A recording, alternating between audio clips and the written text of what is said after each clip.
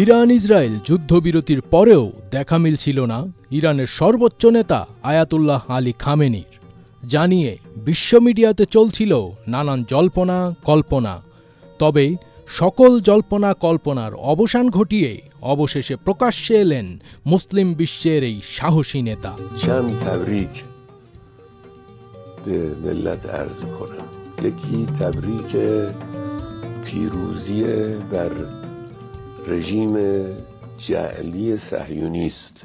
ইসরায়েলের সঙ্গে ১২ দিনের যুদ্ধ অবসানের পর গতকাল বৃহস্পতিবার প্রথমবারের মতো জাতির উদ্দেশ্যে ভাষণ দিয়েছেন ইরানের সর্বোচ্চ নেতা আয়াতুল্লাহ আলী খামেনি।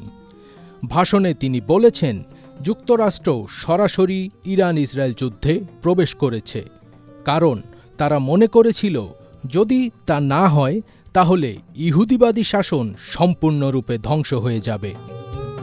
খামেনি আরও বলেন, যুক্তরাষ্ট্র এই যুদ্ধ থেকে কোনো সাফল্য অর্জন করতে পারেনি।